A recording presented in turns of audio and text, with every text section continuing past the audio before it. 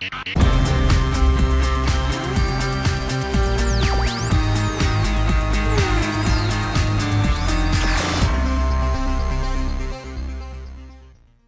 Danielle Cassley. I graduated from Berkeley and started doing some crazy entrepreneurial stuff with our other business investor, Peter.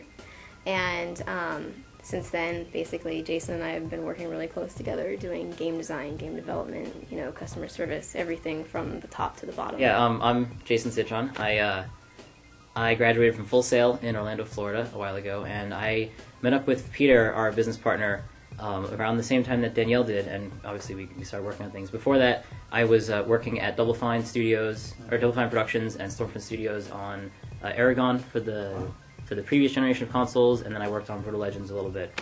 I actually don't play that many other iPhone games.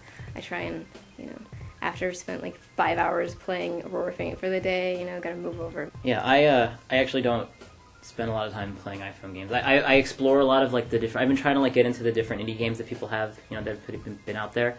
I recently got into Twitter though, so I've like loaded up my phone with Twitter applications and trying to figure out which is the best one. So I'm kind of. Dave, no, I'm not getting a Twitter. I don't care if Aurora Feint has a Twitter. No. I think we look at the games and we see that there's a lot of interest in individual games and multiplayer games, and it's pretty across the board.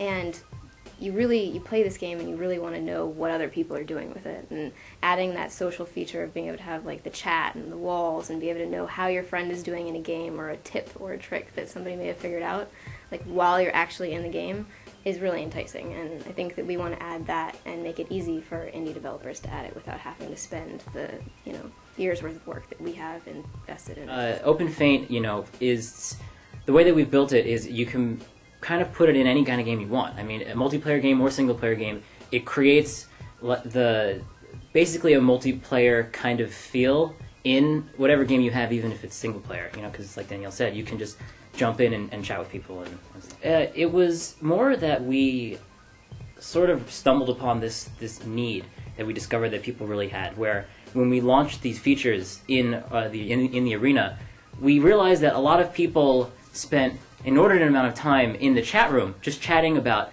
the game, sharing tips and with their friend, growing this community, and even talking about other games that they find on the iPhone and other things unrelated to games on the iPhone. And we sort of had this idea how it would be really great to bring that to other games and sort of link it all together. So it was kind of, we stumbled upon it as we were building out the arena. And there were a lot of features and stuff that, like, by listening to the chat, we realized that would add a lot of stuff to our game, even. Like, we learned about Paul Ringo, right? And they had some cool, like, ways to make rooms and stuff like that. And, our players were sharing that information and actually going out and doing this other stuff. And we realized, hey, that's really cool. Like, we're going to add more of those features into our game. What we really want to do is we want to try to enable all different types of communication between people. So, like, many on one on many, many to many, like, private, public, and everything like that. And, like, with the current chat that you see out in Aurora Feint, it's basically many to many public, and I think that you're going to see some private chat and some, more public stuff and ways for people to get together as a group and stuff like that. So we turn on the paid version once you cross a certain threshold that imposes load on our servers. What that threshold is, we're still debating. So for very small, indie developers and new people coming into the scene, it's completely free.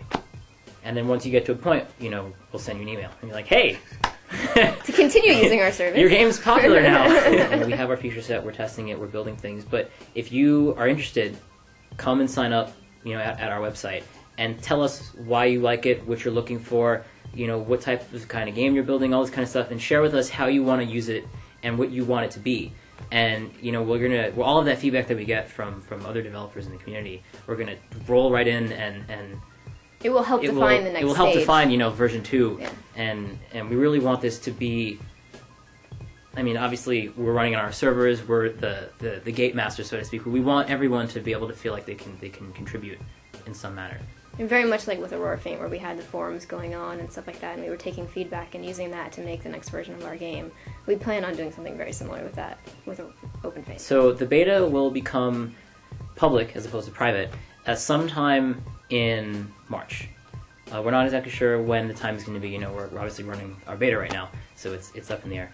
But OpenFeint.com, that will be our sort of public portal for everything that is OpenFeint. Right now you can go there and send us information if you want to get involved in the private beta, and at some point, probably in the end of March, we're going to open that up so you'll be able to go there and much more easily get the libraries and hook yourself up.